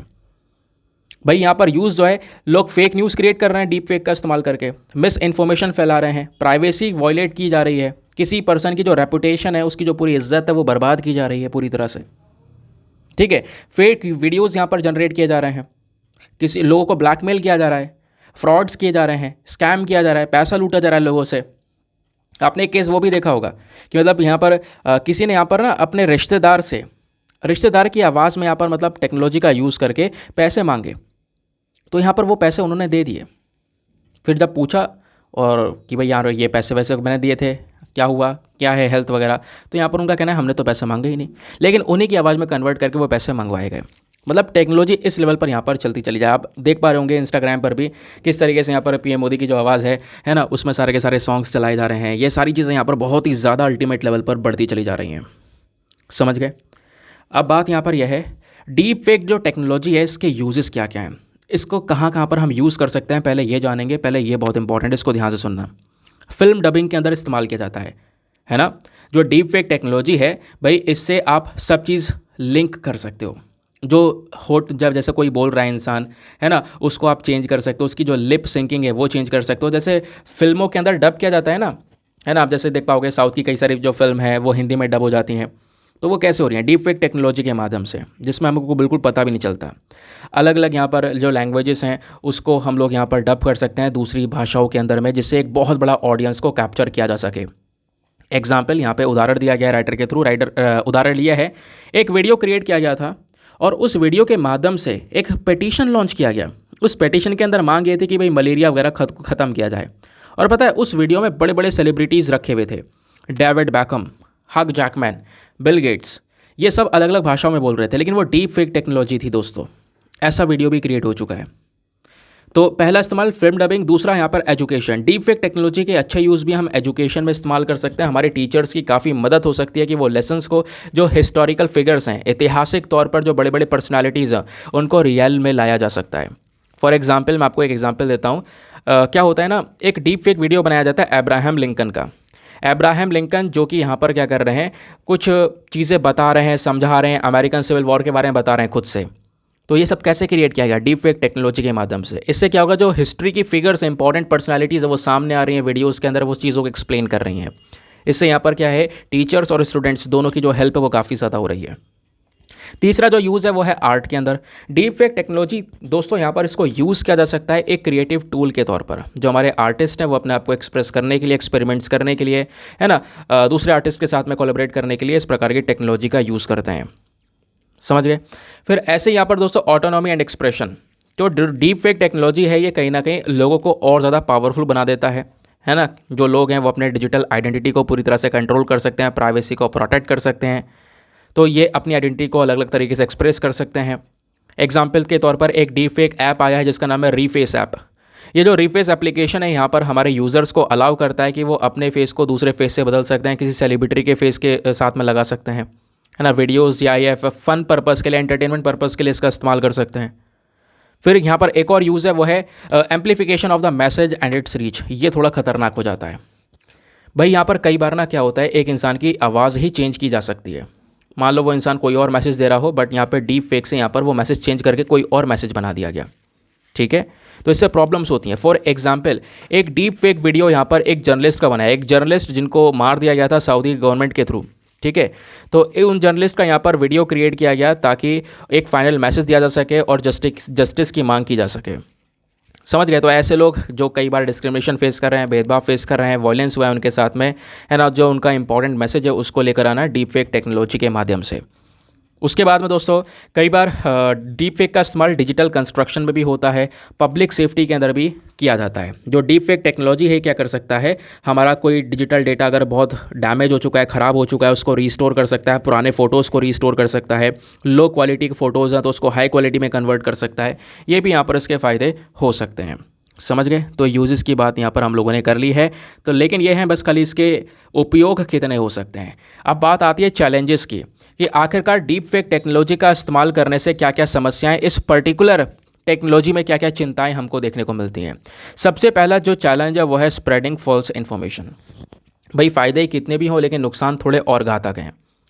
कई बार मिस इन्फॉर्मेशन फैलाने के लिए, गलत खबर फैलाने के लिए भी यहाँ पर डीप फेक्स का इस्तेमाल किया जाता है। फॉर एग्जांपल पॉलिटिशियंस की, सेलिब्रिटीज़ की डीप फेक वीडियोस बना दी जाती हैं ताकि पब्लिक की जो ओपिनियन है उनको पूरी तरह से इन्फ्लुएंस किया जा सके, है ना। पीएम मोदी की डीप फेक वीडियो बन चुकी है, उसके अलावा जो बाइडन की बन चुकी है, डोनाल्ड ट्रंप की बन चुकी है। इन सब की डीप फेक वीडियोज़ यहाँ पर बनाई जा चुकी है, मिस इन्फॉर्मेशन फैलाई जा सकती है। दूसरा हैरेसमेंट एंड इंटिमिडेशन, यानी जो ये डीप फेक्स हैं दोस्तों, इनको डिज़ाइन किया जा सकता है किसी पर्सन को हैरेस करने के लिए, पूरी तरह से ब्लैकमेल करने के लिए। तो कई बार यहाँ पर जो डीप फेक टेक्नोलॉजी है ना दोस्तों, इससे गलत काम किए जाते हैं या फिर किसी से बदला लेने के लिए रिवेंज पॉर्न बना दी जाती है। वेमेन को पूरी तरह से हार्म पहुँचाया जाता है, ठीक है। पॉर्न वीडियोज़ के अंदर में किसी का फेस लगा दिया जाता है। तो ये जो डीप फेक फ़ोन है ना दोस्तों, ये जो पॉर्न है ये बहुत ही ज़्यादा एक चिंताजनक मामला है। और कहीं ना कहीं एक इंसान को, अगर एक इंसान के साथ में अगर ऐसा कुछ होता है तो वो पूरी तरह से उसकी जो मेंटल स्टेबिलिटी ख़त्म हो जाती है, वो काफ़ी ज़्यादा ट्रॉमा में चले जाता है। डीप फेक टेक्नोलॉजी का लोग यूज़ कर रहे हैं ब्लैकमेल करने के लिए, ठीक है। फेक वीडियोस क्रिएट कर रहे हैं, इनसे क्राइम भी जो है वो काफ़ी ज़्यादा बढ़ता हुआ नज़र आ रहा है। लोग यहाँ पे मनी डिमांड कर रहे हैं भाई, इस प्रकार की गलत वीडियोस क्रिएट करके किसी की भाई यहाँ पर वो दिखा रहे हैं और उसके बाद मनी डिमांड कर रहे हैं लोगों से कि भाई इतना पैसा दोगे तभी यहाँ पर वीडियोज़ हटेगी, नहीं तो मैं इसको पब्लिक कर दूंगा। इस प्रकार की चीज़ें बहुत ही ज़्यादा हो रही हैं। फिर उसके बाद आती है यहाँ पर ये जो डीप फेक है दोस्तों, इनसे फ्रॉड्स भी बहुत ज़्यादा हो रहे हैं, है ना। जैसे मैंने आपको पहले ही बताया भाई, गलत ऑडियो, गलत वीडियो, है ना, एक फर्जी सी वीडियो क्रिएट करने के बाद में लोगों से यहाँ पर पैसा निकलवा लेना, इस प्रकार की चीज़ें हो रही हैं। फिर एक और सबसे चिंताजनक बात है कि भाई किसी की इमेज को पूरी तरह से टार्निश करना। फॉर एग्जांपल ये लाइव एग्जांपल देख सकते हो, ये जो एक्टर है ना, इनका ये एक वीडियो जो है ये जो वायरल हुआ था, इससे यहाँ पर जो इमेज है इनकी, उसके ऊपर, इनकी रेपुटेशन के ऊपर काफ़ी ज़्यादा असर पड़ा। तो इससे यहाँ पर एक पर्टिकुलर पर्सन की जो इमेज है ना, वो भी काफ़ी ज़्यादा बर्बाद की जा सकती है। डीप फेक टेक्नोलॉजी इतनी ज़्यादा खतरनाक है। फाइनेंशियल फ्रॉड ऑलरेडी डिस्कस कर चुके हैं। सवाल यहाँ पर यह है कि जब इतने सारी चुनौतियाँ इसके सामने हैं तो क्या हमारे पास में कोई नियम कानून नहीं है? अभी तक कोई ना कोई नियम कानून तो हमारे पास में होना चाहिए था जिससे हम यहाँ पर डीप फेक टेक्नोलॉजी को ख़त्म कर पाते। तो दोस्तों मैं आपको बताऊँ, दुनिया भर की जो कंट्रीज़ हैं वो आजकल फोकस कर रही हैं, है ना। आजकल यहाँ पे दुनिया भर की जो कंट्रीज़ हैं वो लॉज बना रही हैं जो कि स्पेसिफिक डीप फेक टेक्नोलॉजी को टारगेट करता है। लेकिन इंडिया के पास में दोस्तों कोई ऐसा स्पेसिफिक कोई लॉ नहीं है जो कि केवल और केवल डीप फेक टेक्नोलॉजी को लेकर हो। लेकिन हमारे पास में कुछ दूसरे कानून हैं जो कि हाँ इस प्रकार के मैटर से टैकल कर सकते हैं। फॉर एग्जांपल आईटी एक्ट 2000 या आईटी रूल 2021, ये जो दोनों ही यहाँ पर इंफॉर्मेशन टेक्नोलॉजी के नियम कानून आपको नज़र आ रहे हैं, इनमें कुछ काफ़ी क्लियर इंस्ट्रक्शंस दे रखी हैं कि भाई यहाँ पर इस प्रकार की अगर डीप फेक वीडियोज़ फोटोज़ वगैरह अगर सोशल मीडिया प्लेटफॉर्म पर अपलोड होती हैं तो ये जिम्मेदारी सोशल मीडिया प्लेटफॉर्म्स की भी है कि भाई उन फोटोज़ वीडियोज़ को टेक डाउन किया जाए तुरंत, एज सुन एज पॉसिबल। और अगर यहाँ पर कोई फेलियर होता है तो उन सोशल मीडिया प्लेटफॉर्म पर फाइन मारा जाएगा, ठीक है, या फिर जो जिम्मेदार व्यक्ति होगा उसको 3 साल की सज़ा या 1 लाख रुपए तक का फाइन, ये दोनों ही चीज़ें हो सकती हैं। यह है कानून। दूसरा जो कानून है वो है आईटी एक्ट का सेक्शन 66D। सेक्शन 66 जो डी है दोस्तों, ये सीधा क्लियरली यहाँ पर ये बोलता है कि कोई भी पर्सन जो यहाँ पर इस प्रकार के डिवाइस का या कंप्यूटर रिसोर्स का यूज़ करके किसी को चीट करता है तो चीट करने से यहाँ पर जो व्यक्ति जिम्मेदार है उसको यहाँ पर पनिशमेंट दिया जाएगा, और पनिशमेंट 3 साल का या उसके ऊपर लाख रुपए तक का फाइन हो सकता है।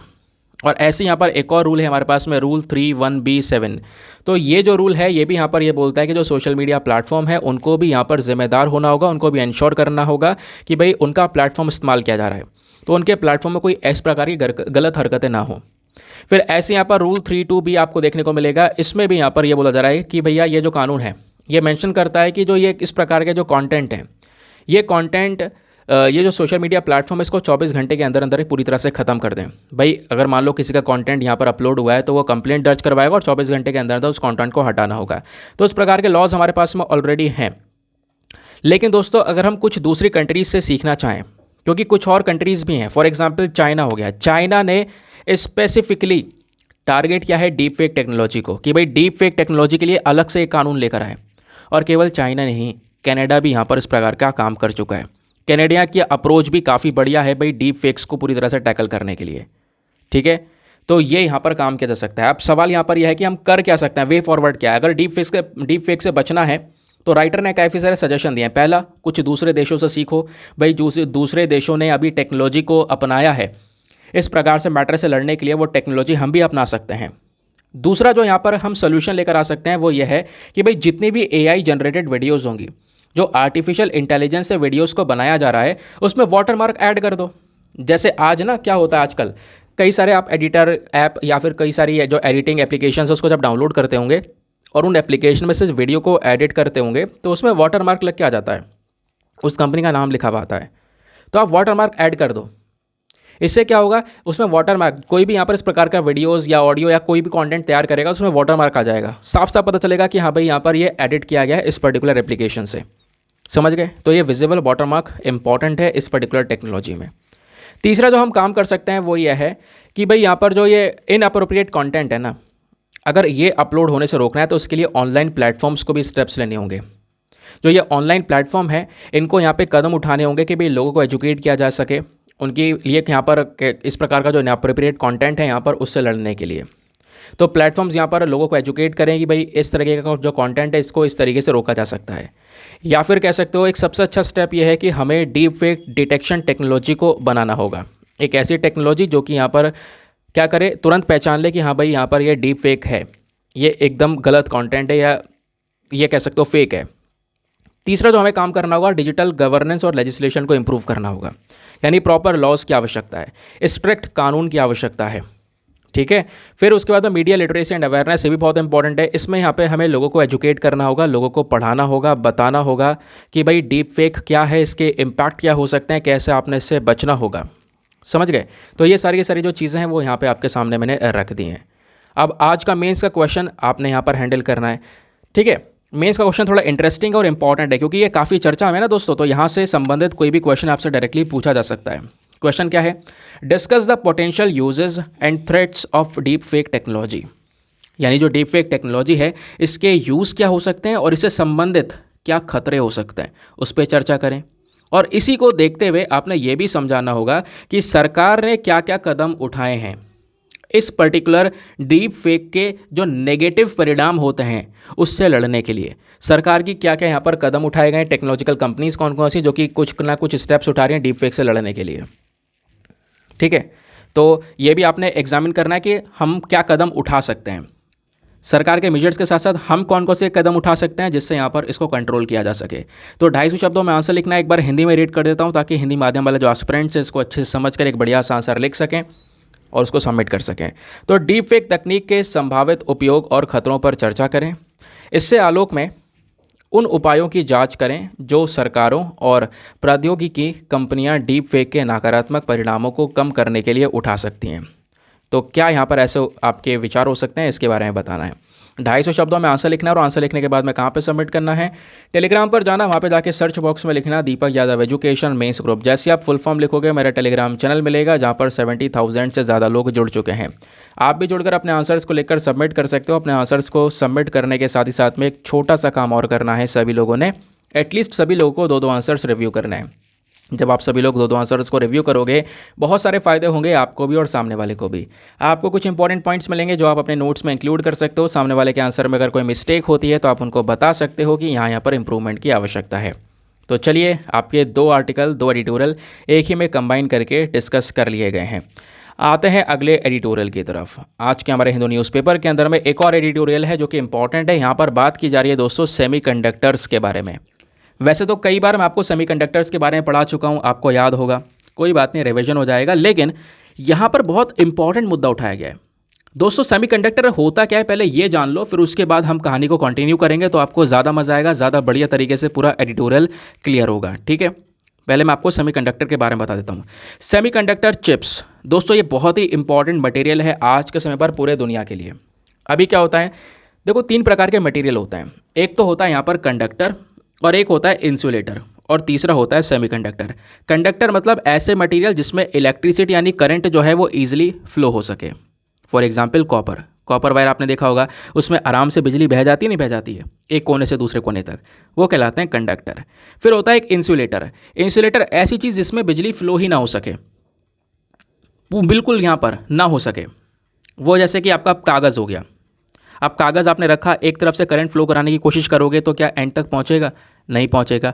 शीशा हो गया, उस पर करंट फ्लो होगा? नहीं होगा। ठीक है, तो आपका ये कॉपर क्या हो गया, कंडक्टर हो गया, और बाकी पेपर जैसी चीज़ें इंसुलेटर हो गए। तो कंडक्टर और इंसुलेटर के बीच का डिफरेंस क्लियर हुआ, एक में करंट फ्लो होता है, एक में नहीं होता। इन दोनों के बीच में जो मटेरियल आता है वो आता है सेमीकंडक्टर। अब सेमीकंडक्टर का क्या काम होता है? सेमीकंडक्टर वो मटेरियल होता है दोस्तों जिसमें हम करंट फ्लो तो करवा सकते हैं, लेकिन उस करंट को कंट्रोल कर सकते हैं, अपने तरीके से चला सकते हैं।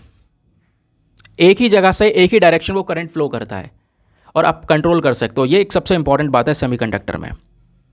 ठीक है, तो जैसे यहाँ पर कॉपर हो गया कंडक्टर, हमारा पेपर हो गया इंसुलेटर, उसी प्रकार से सेमीकंडक्टर के कई सारे रॉ मटेरियल्स होते हैं। फॉर एग्जांपल सिलिकॉन से सेमीकंडक्टर बनाया जाता है। सिलिकॉन हो गया, जर्मेनियम हो गया, गैलियम आर्सेनाइड और कैडमियम सेलेनाइड हो गया। ये हमारे सारे के सारे सेमीकंडक्टर बनाने वाले रॉ मटेरियल्स हैं। अब सवाल यहाँ पर यह है कि बनाकर करेंगे क्या इसका? दोस्तों आज के ज़माने में हर एक इलेक्ट्रॉनिक चीज़ के अंदर में सेमीकंडक्टर का यूज़ किया जाता है।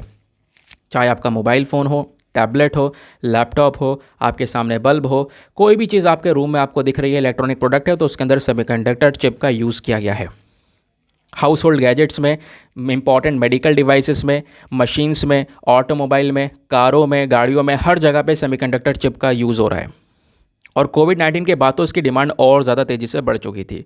तो सेमीकंडक्टर का इंपॉर्टेंस तो दोस्तों आप लोग यहाँ पर समझ चुके होंगे। अब सवाल यहाँ पर यह है कि भारत की स्थिति क्या है सेमीकंडक्टर के मार्केट को लेकर।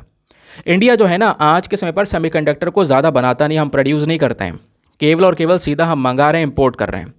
इंडिया आज के समय पर पूरा का पूरा यानी जितना भी सेमीकंडक्टर बाहर के हमारा इंडिया में है वो सब हमने इंपोर्ट किया है। और 2025 तक दोस्तों $100 बिलियन तक हम यहाँ पर इंपोर्ट कर सकते हैं। अभी $24 बिलियन तक हम इंपोर्ट करते हैं। तो हमें फोकस करना होगा कि भाई हम अपने देश के अंदर में खुद से सेमीकंडक्टर चिप को बनाएं, इसकी मैन्युफैक्चरिंग खुद डोमेस्टिकली करें अपने इंडिया के अंदर में। और इसके लिए भारत सरकार ने कई सारे प्रकार के इनिशिएटिव स्टार्ट भी करे। For example production linked incentive scheme, design linked incentive scheme, ये सारी प्रकार की स्कीम्स यहाँ पे हम लोगों ने स्टार्ट की, जहाँ पे हमारा मेन टारगेट था कि हम खुद से सेमीकंडक्टर को अपने देश में बनाएं। क्योंकि अगर सेमीकंडक्टर खुद से नहीं बनाया दोस्तों तो भारत का जो सेमीकंडक्टर का कंजम्पशन है वो बढ़ने वाला है। 2026 तक हम $80 बिलियन और 2030 तक $110 बिलियन तक हम यहाँ पर क्या करने वाले हैं, ये सेमीकंडक्टर परचेज करने वाले हैं। तो हमें इसको अपने देश में बनाना अति आवश्यक है। और आज के समय पर टॉप 5 देश ऐसे हैं जो कि सबसे ज़्यादा सेमीकंडक्टर को बनाते हैं। वो टॉप 5 देश कौन कौन से हैं? उसमें आता है Taiwan, south Korea, Japan, US और चाइना। ये 5 कंट्रीज़ हैं और इन पाँचों में से भी 2 कंट्रीज़ का सबसे बड़ा दबदबा है और वो दबदबा बनाने वाली देश हैं ताइवान और साउथ कोरिया। ताइवान और साउथ कोरिया ये दोनों अकेले मिलकर 80% यहाँ पर दुनिया भर की सेमीकंडक्टर चिप की ज़रूरतों को पूरा कर रहे हैं। अब दोस्तों यहाँ पर जो आर्टिकल है इसमें ये बोला जा रहा है कि हमने production linked incentive scheme start तो करी सेमीकंडक्टर को बनाने के लिए, लेकिन भैया सेमीकंडक्टर आप बनाओगे कब? आप यहाँ पे केवल स्कीम्स लेकर आ चुके हो, इसके अलावा आपने कोई काम नहीं किया है। इससे यहाँ पर इंडिया में सेमीकंडक्टर पूरे सेक्टर को लेकर कोई इंप्रूवमेंट नहीं होगा। हमने इस प्रकार के एफर्ट्स लगाए, डिज़ाइन लिंक्ड इंसेंटिव स्कीम यहाँ पर चलाई, काफ़ी बड़े बड़े प्रॉमिस करे, लेकिन दोस्तों यहाँ पर ये जो प्रॉमिस है वो धरे के धरे रह गए हैं आज के समय पर, है ना। हम लोग जो फोकस कर रहे हैं मैन्युफैक्चरिंग प्लांट लगाने के ऊपर फोकस कर रहे हैं कि भाई अभी प्लांट बना लें, उसके बाद अंदर से यहाँ पर मैन्युफैक्चरिंग की जाएगी बाद में, पहले प्लांट बना लें। अरे भाई यहाँ पर पहले प्लांट बनाने के ऊपर फोकस करोगे तो आगे काम कैसे करोगे? आप प्लांट बना रहे हो एक तरफ और दूसरी तरफ यहाँ पे आप सेमीकंडक्टर का रॉ मटेरियल परचेस कर रहे हो लगातार, तो आपका क्या मकसद है?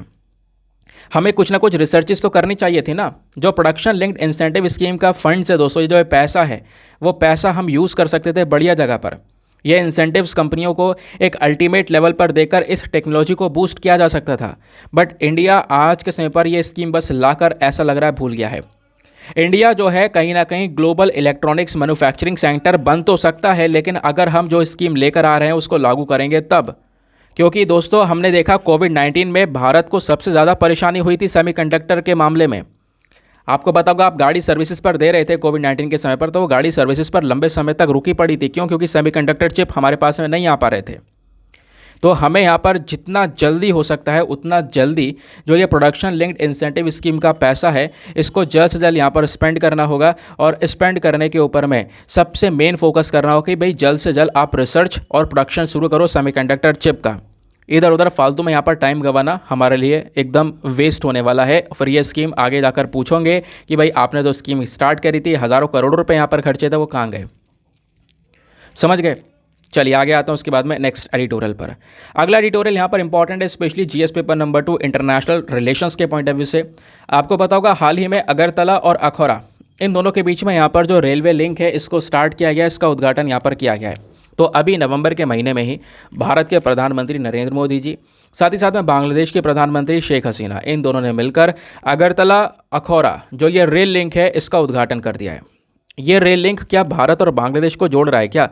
हाँ दोस्तों, ये लिंक यहाँ पर इंडिया और बांग्लादेश को जोड़ेगा और साथ ही साथ में आने वाले समय पर ये इंडिया के लिए एक बहुत ही इंपॉर्टेंट रेल लिंक बनने वाला है। कैसे? पहले कुछ मैप्स देखते हैं, उस मैप्स के माध्यम से आपको बढ़िया तरीके से क्लियर होगा। सबसे पहले दोस्तों आप लोग ये वाला मैप देखो, यहाँ पर आपको नीचे नज़र आएगा बांग्लादेश। ये हमारा कहलाता है नॉर्थ ईस्ट इंडिया, ठीक है, ये हो गया बांग्लादेश। अब भारत जो है ना ये पूरे नॉर्थ ईस्ट इंडिया से जुड़ता है एक छोटे से कॉरिडोर के माध्यम से, ये है जिसको हम सिलीगुड़ी कॉरिडोर का नाम देते हैं, ठीक है। तो दोस्तों अभी जो यहाँ पर रेल लिंक स्टार्ट की गई है वो बांग्लादेश में एक जगह है अखौरा, ठीक है, और त्रिपुरा में, यहाँ पर त्रिपुरा जो भारत का एक राज्य है, यहाँ पर एक जगह आपको देखने को मिलेगी अगरतला। तो अगरतला से त्रिपुरा तक यहाँ पर ये ट्रेन चलाई गई है, यानी कि यहाँ पर बांग्लादेश से सीधा त्रिपुरा के अंदर में इंसान जा सकता है। समझ गए? ट्रेन के माध्यम से। तो इस ट्रेन लिंक को जूम करके देख सकते हो, तो ये बांग्लादेश हो गया, बांग्लादेश का हो गया अखौरा और त्रिपुरा का हो गया अगरतला। यहाँ पे इस बीच में ट्रेन चलाई गई है, ठीक है। तो यहाँ पे त्रिपुरा से सीधा ट्रेन से हम बांग्लादेश में पहुँच सकते हैं। बांग्लादेश से अगर इंडिया आना है तो ट्रेन से, तो स्पेशली यहाँ पर त्रिपुरा तक आ सकते हैं। कहोगे इतना बड़ा लिंक तो नहीं है, लेकिन आने वाले समय पर दोस्तों इस लिंक को और बढ़ाने का टारगेट बना रखा है। टारगेट हमारा यहाँ पर यह है कि इस लिंक को आगे जोड़ेंगे। जो कोलकाता है, यहाँ पर कोलकाता से ट्रेन चलाएंगे सीधा यहाँ पर कहाँ तक? इस तरीके से अखौरा तक। ये पटरी भी तैयार की जाएगी दोस्तों, और फिर उसके बाद में सीधा ये पटरी आगे जुड़ जाएगी अखौरा से अगरतला तक। तो भारत को अगर नॉर्थ ईस्ट इंडिया में स्पेशली इस पर्टिकुलर रीजन में जाना होगा तो ट्रेन से हम सीधा इस वाले रीजन तक भी पहुँच सकते हैं, पूरे बांग्लादेश को क्रॉस करके। समझ गए? या फिर इंडिया सीधा यहाँ पर बांग्लादेश के साथ में एक बहुत इंपॉर्टेंट कनेक्टिविटी बना सकता है इस पर्टिकुलर रेल लिंक के माध्यम से। तो हमारे इस एडिटोरियल में मेंशन किया गया है नवंबर में अभी यहाँ पर इस पूरे के पूरे रेल लिंक का उद्घाटन दोस्तों कर दिया गया है, ठीक है। अब बात यहाँ पर यह आती है कि जो ये पूरा रेल लिंक है अभी तो छोटा सा है, लेकिन आगे इस रेल लिंक को जोड़ा जाएगा कोलकाता से भी। तो ये जो रेल लिंक है इसमें लगभग जो पूरा लाइन है रेलवे की पटरी जो बिछाई गई है वो 12.24 किलोमीटर तक की बिछाई गई है। ठीक है, इससे यहाँ पे क्या होगा, अगरतला और कोलकाता का जो टाइम पे है वो यहाँ पर ट्रैवल टाइम आने वाले समय पर कम हो जाएगा, 31 घंटे से सीधा 10 घंटे तक पहुँच जाएगा, ऐसा यहाँ पर मेंशन किया जा रहा है। दूसरा दोस्तों जो प्रोजेक्ट है इसका मेन मकसद ये होगा इस कनेक्टिविटी को बढ़ाने के पीछे का पर्पज़ ये भी कि इससे व्यापार भी बढ़ेगा, क्योंकि इंडिया और बांग्लादेश दोनों आपस में कई सारी चीज़ों को लेकर व्यापार करते हैं, तो व्यापार भी बढ़ेगा, प्लस दोनों के रिलेशंस इंप्रूव होंगे, प्लस इंडिया की कई सारी पॉलिसी हैं, एक्ट ईस्ट पॉलिसी में हमारा मेन टारगेट है कि खासकर जो ईस्टर्न कंट्रीज़ हैं उसके ऊपर ध्यान दे सकें, उनके साथ में रिलेशंस को मेंटेन कर सकें, तो उन कंट्रीज़ के साथ में हमारा जो कनेक्टिविटी है वो इंप्रूव होता हुआ नजर आएगा। ये जो प्रोजेक्ट है इसकी कॉस्ट पड़ी है लगभग 862 करोड़ के आसपास इंडिया की साइड से, तो इंडिया ने ही सबसे ज़्यादा यहाँ पर जो फंड है वो प्रोवाइड करवाया है। इस पूरे रेल लिंक का जो आइडिया है दोस्तों, वो आइडिया वैसे तो 1974 में आ चुका था, इसको फिर मोमेंटम मिला 2010 में, then memorandum of understanding sign किया गया, देन उसके बाद में फाइनली अब ये रेलिंग तैयार होकर इसका उद्घाटन भी कर दिया गया। ये आप देख पाओगे जो लोग हैं वो सब साथ में इकट्ठे हुए हुए हैं, यहाँ पर सारे लोग आप देख पा रहे होंगे फोटो वगैरह खींच रहे हैं ट्रेन की, तो लोग इकट्ठे हुए हैं अखौरा अगरतला रेल लिंक पर। ये जो ट्रेन है ये एंटर कर रही है इंडिया बांग्लादेश बॉर्डर पर अपने पूरे ट्रायल रन के दौरान पर, समझ गए। तो इस तरीके से यहाँ पर ये पूरा का पूरा जो प्रोसेस है वो यहाँ पर अपनाया गया है। आई होप दोस्तों आपको बढ़िया तरीके से पूरा का पूरा जो ये आर्टिकल है वो क्लियर हो चुका है। वैसे तो हम इसके बारे में पहले ही पढ़ चुके हैं, तो इतना कुछ खास इसमें मटेरियल था नहीं। तो ये था आज का डिस्कशन, बोला था लेंदी होगा, थोड़ा इंपॉर्टेंट भी है, तो काफ़ी सारी चीज़ें आपको जानने को मिली होंगी। फटाफट आते हैं प्रीलिम्स वाले क्वेश्चन पर। क्वेश्चन क्या है कि व्हाट इज़ ब्लू कार्बन, बताओ ब्लू कार्बन क्या है। तो ब्लू कार्बन वो कार्बन होता है जो कि यहाँ पर समुद्र और जो हमारे कोस्टल इकोसिस्टम होते हैं दोस्तों वो कैप्चर कर लें। ठीक है, समुद्र के अंदर जो कार्बन यहाँ पर वो इकट्ठा हो जाता है, समुद्र अपने अंदर कार्बन को सोख लेता है, या हमारा तट वाले जो रीजन है वहाँ का जो पूरा इकोसिस्टम है वो अपने अंदर कार्बन को स्टोर करे रखता है, कार्बन को कैप्चर कर लेता है, उसी को हम लोग ब्लू कार्बन बोलते हैं। ठीक है, नाउ इसी के साथ में करते हैं लेक्चर को समाप्त और मिलते हैं आप लोगों से अगले वीडियो में। आज के लिए bye bye, have a nice day, thank you and जय हिंद। साथ ही साथ में हैप्पी धनतेरस सभी लोगों को।